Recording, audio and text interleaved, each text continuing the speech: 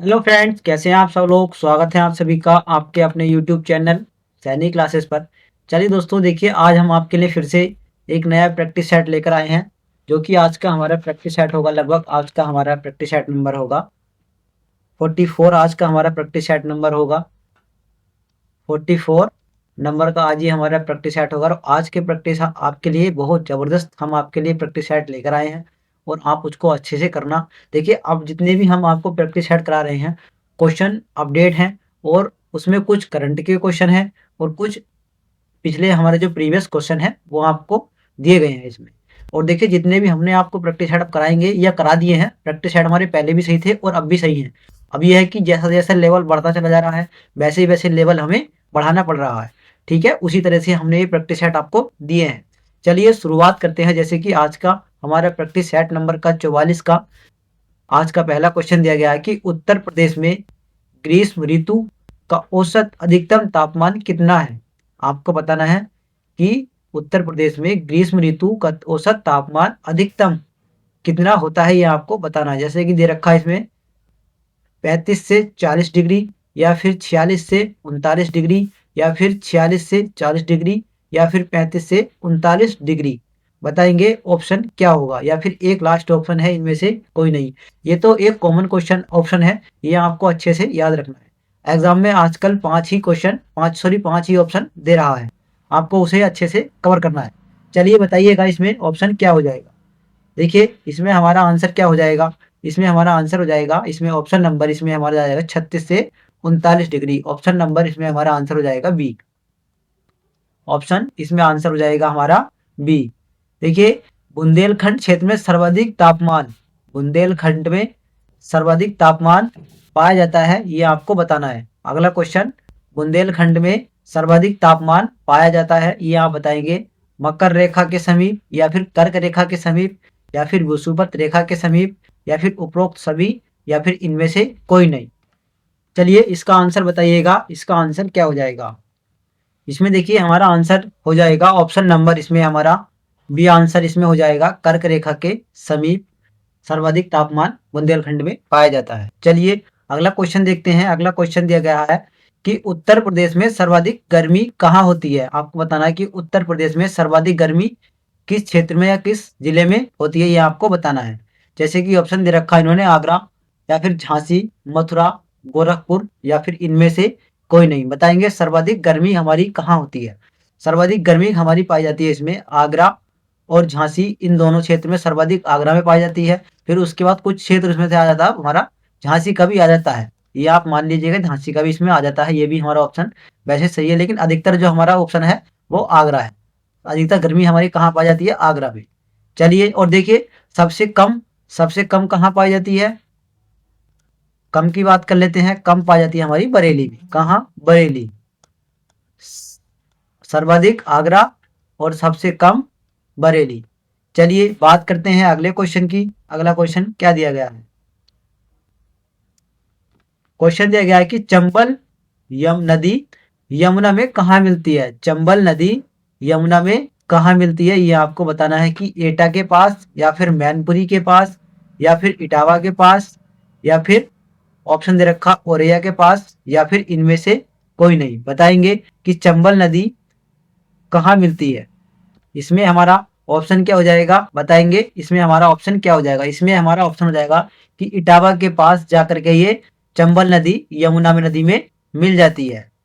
अब देखिए, इटावा में लगभग लगभग ये हमारी कितने किलोमीटर बहती है, ये 40 किलोमीटर की दूरी तय करती है। 40 किलोमीटर की दूरी तय करती है। और देखिए ये कहाँ पर मिल जाती है, एक स्थान है, ये स्थान है पंचनद। देखिए 40 किलोमीटर की दूरी ये बहती है इटावा में, और देखिए पंचनाथ के जाकर एक स्थान है, वहां पर जाकर ये यमुना में मिल जाती है। चलिए अगला क्वेश्चन देखते हैं। और देखिए इसकी अधिकतर लंबाई कितनी है, चंबल नदी की अधिकतर लंबाई, इसकी हमारी चंबल नदी की लंबाई कितनी है, 965 किलोमीटर इसकी लंबाई है चंबल नदी की। चंबल नदी की लंबाई 965 किलोमीटर इसकी लंबाई है। ये इस बात को विशेष करके ध्यान रखेंगे, ये एग्जाम में कई बार पूछ ली गई है। चलिए बात करते हैं अगले क्वेश्चन की कि ओडीओपी योजना में वस्त्र उत्पाद के लिए किस जिले को जाना जाता है। ओडीओपी योजना में वस्त्र उत्पाद के लिए किस जिले को जाना जाता है। जैसे कि इसमें दे रखा आगरा, पीलीभीत या फिर एटा या फिर इटावा या फिर इनमें से कोई नहीं। बताएंगे किसे जाना जाता है।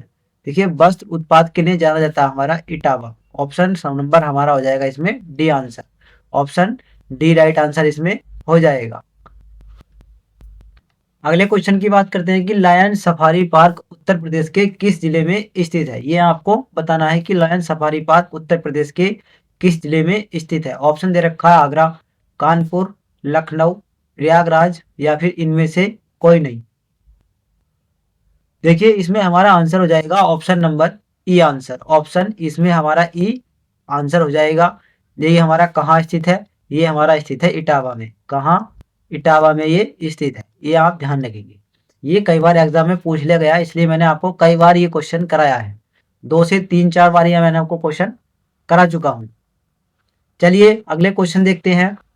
अगला क्वेश्चन दिया है कि उत्तर प्रदेश में आयुर्विज्ञान विश्वविद्यालय कहाँ स्थित है। ये आपको बताना है। बताएंगे ये कहाँ स्थित है। ये हमारा स्थित हो जाएगा जैसे कि आगरा, प्रयागराज, लखनऊ, कानपुर या फिर इनमें से कोई नहीं। देखिए इसमें भी हमारा आंसर हो जाएगा ऑप्शन नंबर ई, इनमें से कोई नहीं। ये है स्थित हमारा सेफई में। सेफई ये कहाँ पड़ता है, ये पड़ता है हमारा इटावा। कहाँ पड़ता है, इटावा में। चलिए बात कर लेते हैं अगले क्वेश्चन की। देखिए आपको बताना है कि भेड़ बकरी पालन प्रशिक्षण केंद्र उत्तर प्रदेश के किस जिले में स्थित है। आपको बताना है कि भेड़ बकरी पालन प्रशिक्षण केंद्र उत्तर प्रदेश के किस जिले में स्थित है।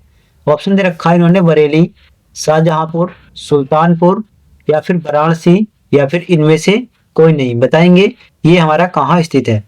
देखिए भेड़ बकरी पालन प्रशिक्षण केंद्र ये हमारा स्थित है ऑप्शन नंबर ई आंसर। ऑप्शन इसमें आंसर हो जाएगा हमारा ई। ये हमारा स्थित है इटावा में। कहाँ है ये, इटावा। ये हमारा कहाँ स्थित है, इटावा में स्थित है। चलिए देख करते हैं अगला क्वेश्चन क्या दिया गया है। अगला क्वेश्चन हमारा दिया गया है, अगला क्वेश्चन दिया गया हमारा कि 300 टन कचरे से 5 मेगावाट बिजली उत्पादन योजना शुरू की गई थी। कहाँ से, आगरा या फिर मथुरा या फिर वाराणसी या फिर लखनऊ या फिर इनमें से कोई नहीं। बताएंगे कहाँ से ये शुरू की गई थी। ये योजना शुरू की गई थी हमारी, इसमें आंसर हो जाएगा हमारा option number D Lucknow. Option D हमारा राइट आंसर इसमें हो जाएगा लखनऊ। चलिए आगे देखते हैं अगला क्वेश्चन। चलिए देखते हैं अगला क्वेश्चन क्या दिया है। क्वेश्चन नंबर दिया गया हमारा 11 कि मुख्यमंत्री अभ्युदय योजना कब शुरू की गई थी। मुख्यमंत्री अभ्युदय योजना कब शुरू की गई थी, ये आपको आंसर कर बताएंगे। इसमें ऑप्शन क्या दिया गया है। 19 ऑप्शन दिया गया हमारा इसमें। पहला ये ऑप्शन है कि 2020 में या फिर 2021, 2022, 2023 या फिर इनमें से कोई नहीं। बताएंगे अभ्युदय योजना कब शुरू की गई थी। ये हमारा शुरू की गई थी 15 फरवरी 2021। 15 फरवरी 2021। 15 फरवरी 2021 ऑप्शन नंबर इसमें बी आंसर हमारा हो जाएगा। इसकी डेट है 15 फरवरी 2021। चलिए बात करते हैं अगले क्वेश्चन की। अगला क्वेश्चन हमारा क्या दिया गया है।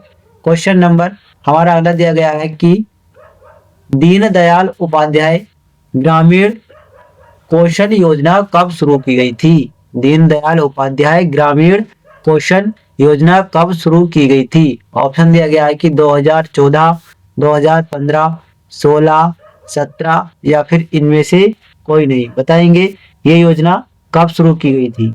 ये योजना हमारी शुरू की गई थी 25 सितंबर 2014। 25 सितंबर 2014। 25 सितंबर 2014 को ये योजना शुरू की गई थी। ऑप्शन नंबर इसमें हमारा ए राइट आंसर हो जाएगा। चलिए अगला क्वेश्चन देखते हैं। अगला क्वेश्चन क्या दिया गया है कि मुख्यमंत्री युवा स्वराज रोजगार योजना कब शुरू की गई थी। मुख्यमंत्री युवा स्वरोजगार योजना कब शुरू की गई थी, ये आपको बताना है। जैसे कि ऑप्शन दिया गया है इसमें कि 2018 में, या फिर 2019, या फिर 2020, या फिर 21, या फिर इनमें से कोई नहीं। देखिए, ये योजना हमारी शुरू की गई थी सितंबर 2018, सितंबर 2018, सितंबर 2018 में ये योजना शुरू की गई थी। ऑप्शन नंबर इसमें अभी हमारा ए राइट आंसर हो जाएगा। चलिए बात करते हैं अगले क्वेश्चन की। अगला क्वेश्चन क्या दिया गया है कि इसमें हमारा क्वेश्चन नंबर 14 दिया गया है कि उत्तर प्रदेश के किस शहर को कुश भवनपुर के नाम से जाना जाता है। जैसे कि इसमें ऑप्शन दिया गया है कि अयोध्या, या फिर सुल्तानपुर, अमेठी, जौनपुर, या फिर इनमें से कोई नहीं। बताएंगे किस शहर को कुश भवनपुर के नाम से जाना जाता है। ऑप्शन इसमें हमारा क्या हो जाएगा? ऑप्शन इसमें हमारा हो जाएगा सुल्तानपुर। ऑप्शन नंबर इसमें हमारा राइट आंसर हो जाएगा B. Option right answer B इसमें हमारा हो जाएगा। चलिए अगला क्वेश्चन देखते हैं। अगला क्वेश्चन क्या दिया गया है। देखिए, सुल्तानपुर आपको बताना है कि किस नदी के किनारे है। सुल्तानपुर हमारा किस नदी के किनारे है? ये हमारा किनारे है गोमती नदी के, गोमती नदी के किनारे ये स्थित है। ये आप याद रखेंगे, अच्छे से ध्यान में रखना है कि किस शहर नदी के किनारे कौन सा शहर है, ये आपको याद रखना है। आगरा, ये हमारा किस नदी के किनारे स्थित है? यमुना नदी के किनारे स्थित है, ये आपको याद रखना है। जैसे कि मुरादाबाद, रामगंगा, इस तरीके से आपको हर शहर और आपको पता होना चाहिए कि कौन सा शहर किस नदी के किनारे बसा है, या फिर उस देश के प्रमुख मंदिर, उस शहर के प्रमुख मंदिर, प्रमुख तीर्थ स्थल, या फिर कुछ ऐसे संस्थान, ये आपको याद रखने हैं क्योंकि एग्जाम में आजकल यही फैक्ट आपसे ज्यादा पूछ रहा है। चलिए बताएंगे अगला क्वेश्चन। क्वेश्चन नंबर दिया गया हमारा 15 कि उत्तर प्रदेश का सुल्तानपुर जिला किस नदी के किनारे बसा है। देखिए, मैंने आपको अभी बताया था, वही इसमें क्वेश्चन आ गया कि सुल्तानपुर किस नदी के किनारे बसा है। देखिए, सुल्तानपुर हमारा किस नदी के किनारे बसा है? ये हमारा बसा है गोमती नदी के किनारे। ऑप्शन नंबर इसमें डी राइट आंसर हो जाएगा। देखिए, ये मैं आपको प्रीवियस क्वेश्चन करा रहा हूँ, ये आपको एग्जाम में आए हुए क्वेश्चन है, आप इन्हें अच्छे से ध्यान से कवर करें।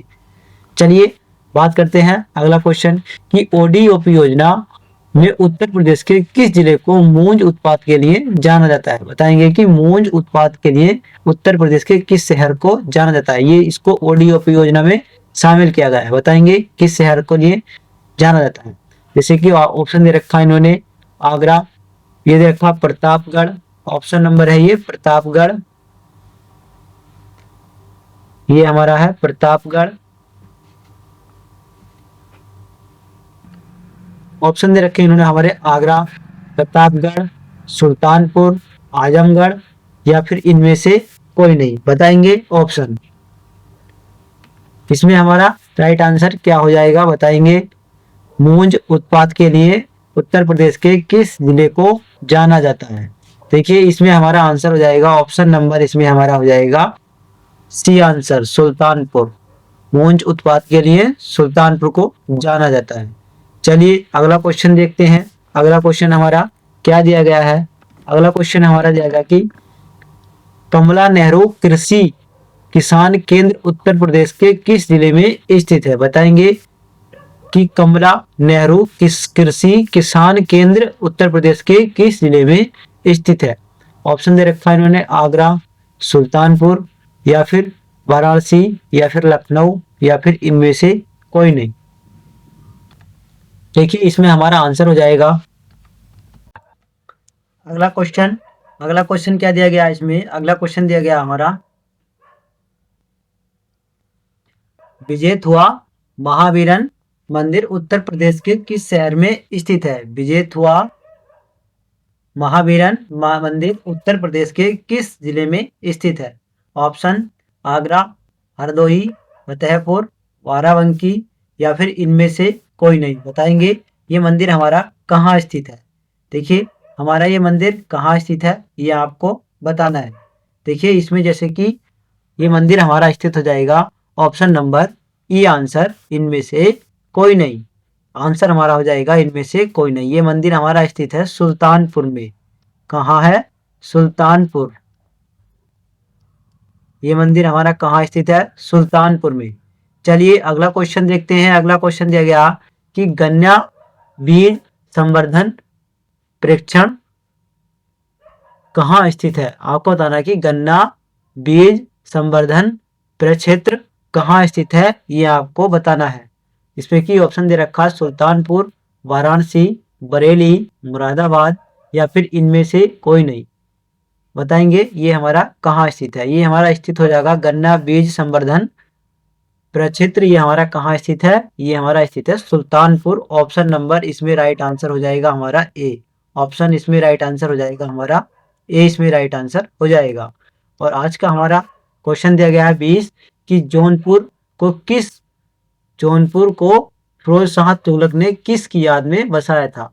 आपको बताना है कि जौनपुर को फिरोज शाह ने किसकी याद में बसाया था। ऑप्शन दे रखा है इन्होंने बैरम खां की, या फिर जोना खां, या फिर अकबर, या फिर जहांगीर, या फिर इनमें से कोई नहीं। बताएंगे किसकी याद में बसाया था।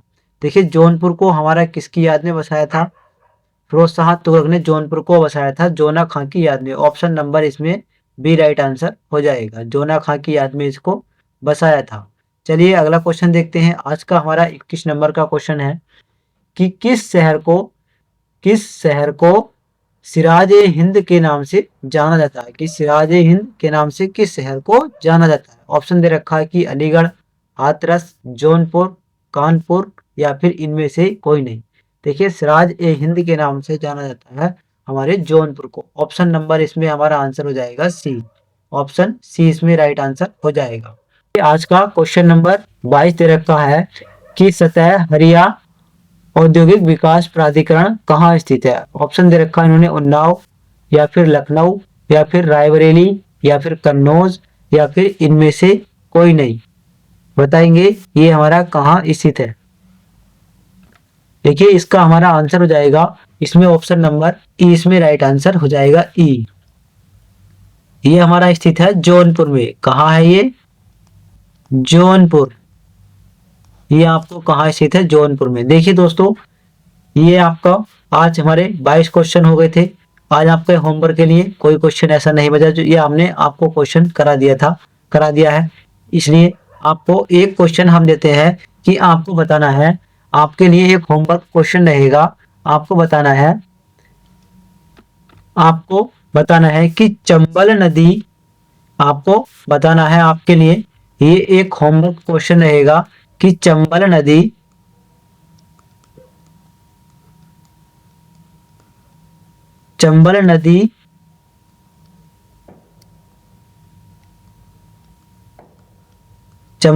का उद्गम कहाँ से हुआ है।